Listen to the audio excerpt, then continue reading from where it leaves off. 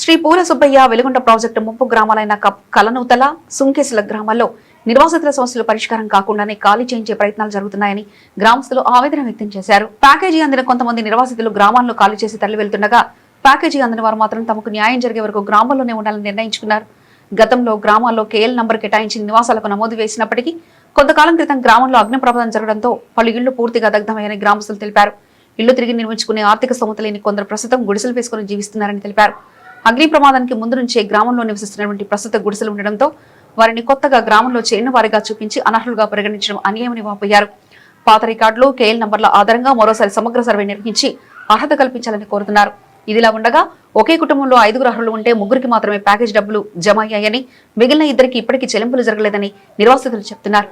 గ్రామాన్ని ఖాళీ చేసి వెళ్లిన తర్వాత మిగిలిన డబ్బులు వస్తాయో రావో తెలియక భయాందోళనకు గురవుతున్నారని తెలిపారు. అర్హులైన ప్రతి ఒక్కరికి నష్టపరిహారం, ఆర్ఆర్ ప్యాకేజీ పూర్తిగా చెల్లించిన తర్వాతే ఖాళీ చేస్తామని స్పష్టం చేశారు.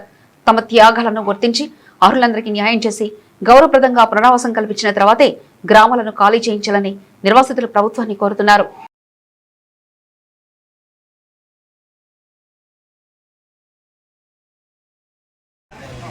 మా ఊరు శ్రీకాకుళం. నా పేరు ముద్దపాటి వెంకటేశ్వర్లు.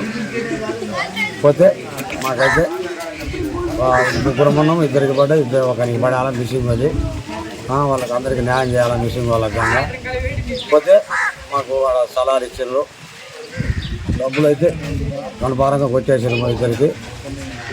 వాళ్ళు అవి బూడిచి వాళ్ళకు నెంబర్లు వేసి మాకు అద్దెలకు పోవడానికేమో శక్తి లేదు, కట్టుకోని డబ్బులు లేవు. అయితే వాళ్ళు 2 నెలలు 3 నెలలు టైం ఇస్తే మేము పోయి ఇల్లు కట్టుకుంటాం, ఖచ్చితంగా ఉంటాం. ఇబ్బందులు ఏమో లేవు ఇప్పటికి.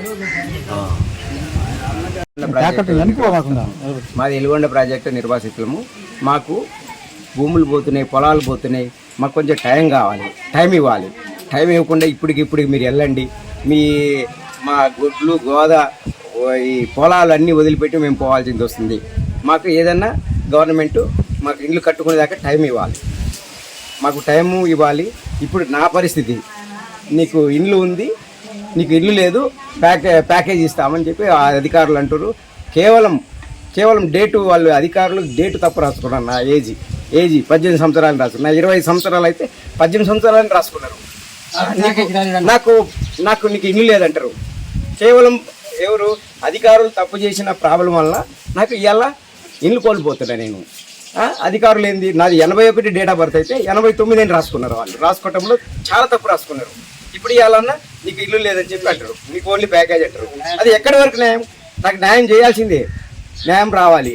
కాబట్టి ఇక్కడ మాకు టైం ఇవ్వాలి, మాకు టైం ఇవ్వాలా. మా రాని వాళ్ళకి ఇంకా చాలా మందికి రావాలా, 18 సంవత్సరాలు నిండా పిల్లలందరికీ రావాలా. వచ్చి మాకు అందరికి ఇచ్చి Chandrababu sir, Pawan Kalyan sir, Lokesh sir వీళ్ళందరికీ మా విన్నపం తెలియజేసుకుంటున్నాం. కాబట్టి గొడ్లు గోదా ఇవన్నీ ఉన్నాయి, బాయిలు, మా ఈ ఊరంతా మొత్తం పోతున్నాం. కాబట్టి మాకు టైం ఒక 6 నెలలు సంవత్సరం మాకు ఇల్లు కట్టియాలా, మాకు అన్నీ చేయాలి. మేము ఇచ్చిన దాంట్లో మాకు టైం కావాలి. అందుకని అందరినీ విన్నపంగా మేము కోరుకుంటున్నాం. ఇది మా సమస్యలు. మమ్మల్ని అన్యాయం చేయొద్దు, మాకు అన్యాయం కాకూడదు. ఎందుకు మేము అన్ని జిల్లాలకు నెల్లూరు కానీ, ప్రకాశం కానీ, తర్వాత కడప కానీ వీటన్నిటికు మా నుంచి నీళ్ళు వెళ్తున్నాయి. కాబట్టి మమ్మల్ని అన్యాయం చేయొద్దు. అందరికీ మంచి జరిగిన తర్వాత మీరు అవకాశం ఇవ్వాలి. అట్లా ఎవరైనా మాకు అన్యాయం చేయొద్దు.